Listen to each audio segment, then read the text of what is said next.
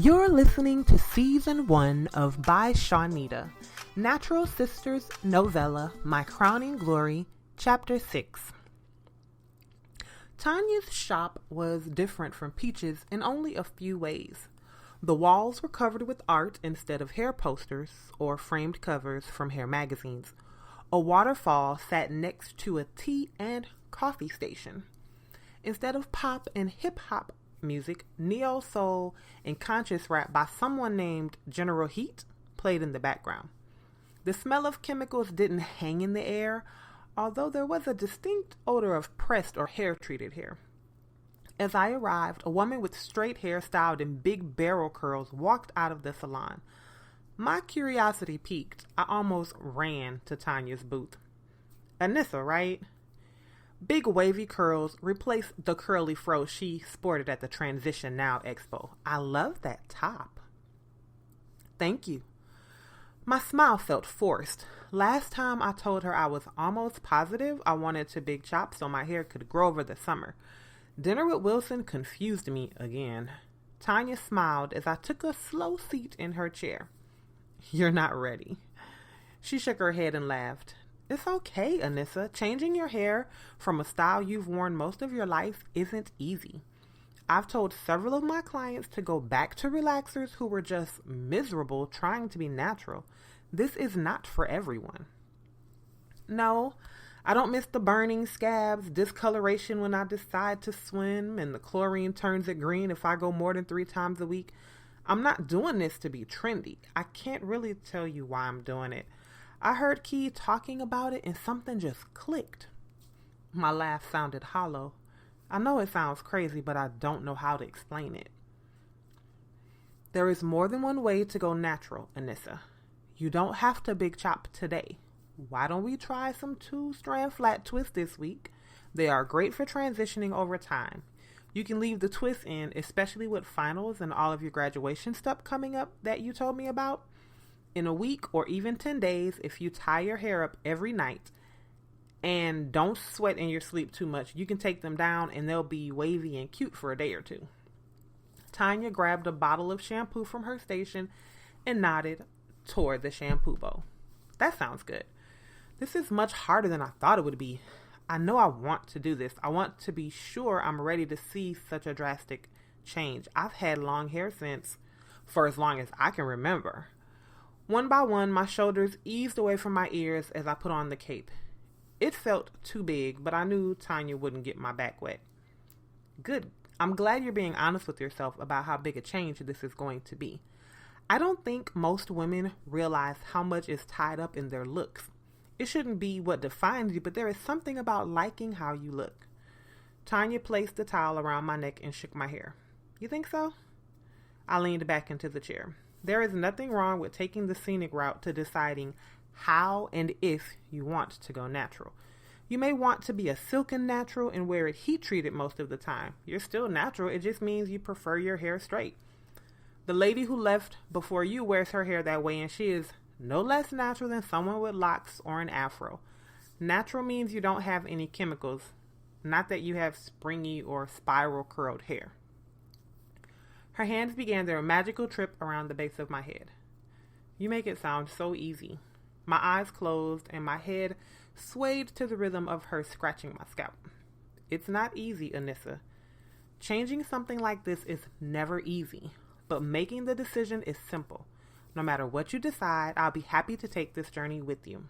Big chop or transitioning after you have some new growth, length, it is up to you. Her bracelets jangled to the beat of the song that played in the background.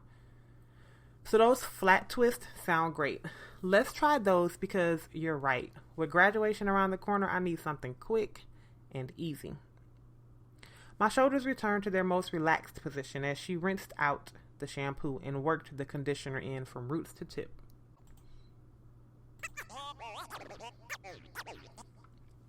Being the apple of my daddy's eye has been something I have been happy to be all of my life.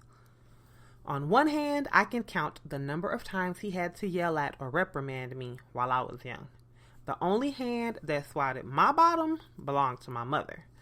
My godfather, when I stole his wallet and lost it, and my grandma when I broke the mirror her mother gave her on her wedding day. I haven't given my parents much trouble. The way they lived, worked, sacrificed, and doted on me compared to the problems of some of my friends, I figured the least I could do was work hard to please them. This is probably the reason my decision to continue to explore natural hair has been so hard for them to swallow. Somewhere between my bachelor's graduation and the hair show, my backbone straightened up and I realized doing everything they said wasn't going to work for me. Baby, what is going on with your hair? It looks better than the other thing you did with those knobs all over your head, but I don't know that I like it as much as that wavy look you tried a few weeks ago. Can't you decide on one style and stick with it? My mother gave an absent-minded pat to her blunt-cut, shoulder-length relaxed hair. There is nothing wrong with exploring styles. I don't know when I'm going to do the big chop, so I'm just playing with my hair while I have it. For a while, it is only going to be a puff if I chop it before the end of the year. Don't worry, it will be presentable for the graduation ceremony. I can have her straighten it. Sweat formed and gathered at the nape of my neck. Wilson hasn't been over with you for dinner recently. I hope you won't let something as trivial as hair run that good man away. Most guys nowadays won't give a girl with your standards the time of day. He's been good to you. My mother pulled a notebook out of her purse. He should be lucky she gives him the time of day. She could stick pipe cleaners all over her head and paint them blue, and she'll still be too good for him. A good man isn't good enough for Anisa. She is extraordinary and deserves someone just as extraordinary. I don't like that boy. Never have. He is shifty. If changing her hair will get rid of him, good riddance. As soon as he leaves, she can fix it. Daddy kissed the middle of my forehead and sat down across from Mom. My hair isn't broken, Daddy. I just want to see where this goes. Didn't you guys ever do something different just for you? No one cares if my hair is straight but you guys. This is the 21st century. I'm not going to end up penniless or on the street because I decided to stop getting relaxer. The smile on my face faded as my father cleared his throat. Things are not so different from 60 years ago, Donut. You're under the impression the young people and women who voted Barack Obama into office are running the corporations and organizations you will be applying to for jobs, but they don't. The same white men who grew up watching black men lynched and women raped control the wealth in our country. That is why they lost their minds since Barack Obama's election. While our country has in some ways grown, it doesn't mean everything has changed. He looked at my mother. Not too many of my friends' parents were still married. I know what my parents have is rare, but I still feel like I don't know as much about them as I want to know. They've been so busy taking care of me and provided me with so many opportunities. I lost many opportunities to learn about them away from the dinner table.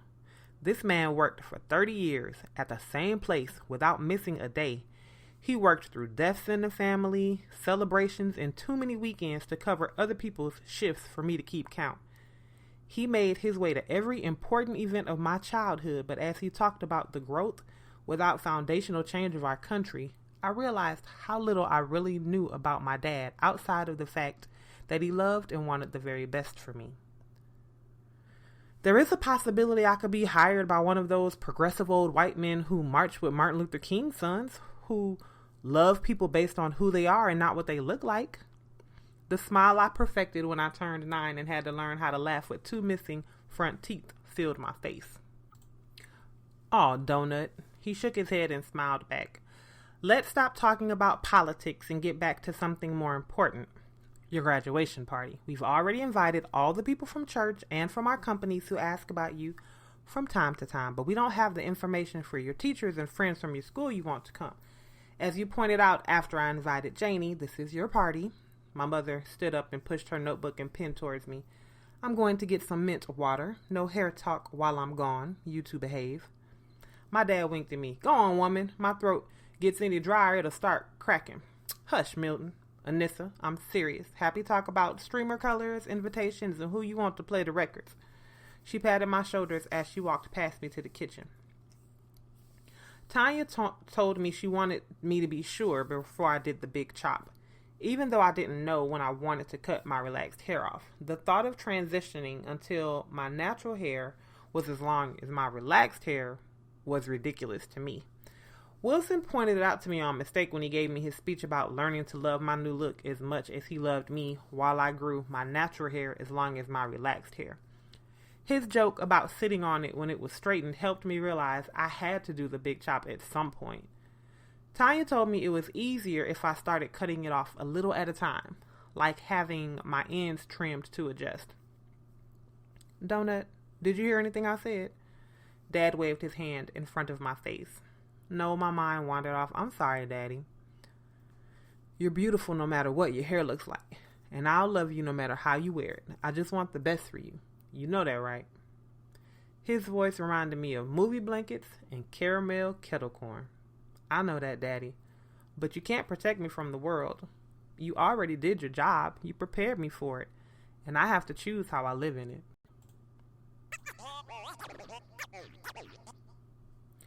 This must be party weekend. We finally finished the plans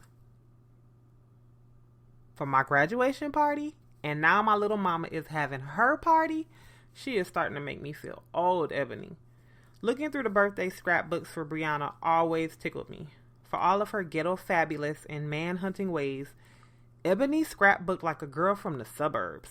She knew more about trim, paper type, and accents than a little bit. If she were more industrious, I'd tell her to go into business with it, but most of her energy focused on Michael, outside of her daughter. Yeah, it seems like she was just born yesterday, but since you're finishing graduate school, I know that is not the case. Man, y'all are getting old, Ebony laughed. Whatever, Mama. Portia nudged Ebony. Where is Zoe? She was supposed to be here an hour ago. Ebony looked at the scrapbook and cleared her throat. She isn't going to make it. Sent me a text while I was in the bathroom. Something about a job or a baller. I don't know. We can't let that stop us, though. I have too much to do to be worrying about grown folks. Let's focus. So, no princess themes because the last 3 years we've bought enough tiaras, wands, and jewels to make the royal family jealous. She is over the princess theme. I was thinking about a little idol theme with karaoke on the Xbox. We wouldn't be able to have as many people over, but that means it won't cost as much either. A sleepover would be even better, and then her mom, Nissa, could stay over too. Ebony winked as if we were in on a secret. You need me to blow something out of your eye? I laughed. Stop acting like she hasn't been asking to spend the night with you again since that weekend Michael asked you to watch her on Facebook when he surprised me with a weekend trip to Chateau Elan. Ebony threw a water bottle at me. That was different. It was just her. You're talking about a townhome full of her and her friends all night, full of sugar and junk food. Visions of candy all over the place and spilled soda filled my head. In every frame, her toothy grin melted my resolve. You better be glad I love her. She is turning 5 and you only turn 5 once. As long as it is here, I'm here. Cute pajamas and all. Ebony placed the scrapbook from her daughter's birthday party on the table and hugged me. Thank you, Anisa. I know she's going to love this. All she talks about is how her and her mom, Nissa, are going to have the same hair and how much fun she is going to have at her party if she comes. Never mind her weave wearing sellout mama. No, she thinks the sun and moon rise and fall on your snooty behind. You know Anissa is not snooty. Stop the madness. Speaking of weave, did you see the article online about that woman in England who died from her weave?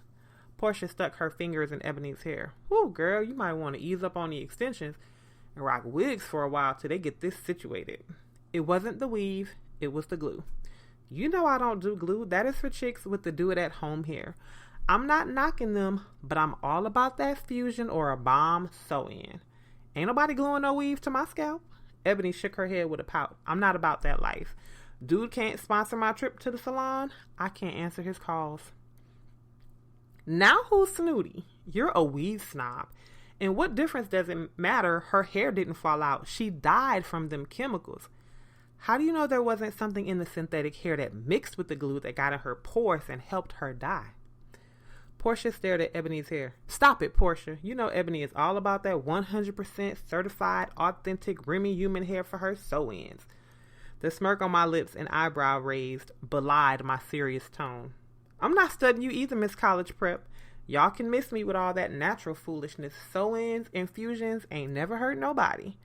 Everyone knows sew-ins is harmless.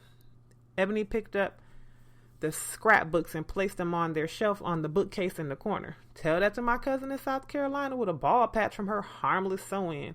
She was going natural and her people started tripping, so she went to get a sew-in until her hair grew back enough to get a perm. I have no idea how she is going to come back from that one. I told her she looked cute with her natural hair, but she didn't listen. Portia shrugged. You're kidding about the chick in England then, right? She didn't really die from her weave, did she? My heart beat a mile a minute in my chest. No, she died from the glue. Ebony was right, Anisa. Between the unregulated weave glue and fibroids from relaxers, you'd think all black women would be natural. If my scalp burned the way Anissa's does, I would have been bald as an eagle wearing wigs a long time ago. Portia giggled. I had no idea all that was going on. Dang. My eyes focused on Ebony's weave. Stop staring at my hair, Anissa. I'm not cutting my hair off. I'll be wiggy with Portia before that happens. Focus. We need to plan this party for Little Mama. We can talk about hair later. Ebony pulled out her iPad. Right, it's not like I don't know what I'm going to do. Tanya said I'll know when the time is right, and when that time comes, I'll be getting the big chop. The thought of dying or having reproductive issues from a hair choice baffled my mind. Fibroids had been linked to hair relaxers in a recent study, according to a blog post my friend shared with me on Facebook. Seemed like the government would have researched the effects of the chemicals better, but according to some of my graduate work, regulations on skincare and other beauty products was lax. I hoped my decision to go natural over 20 years of relaxers curbed whatever side effects I could have suffered, and that none of them involved my uterus.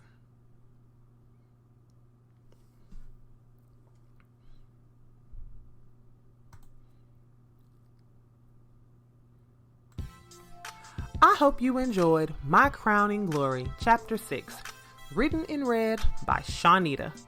Up next is Chapter 7.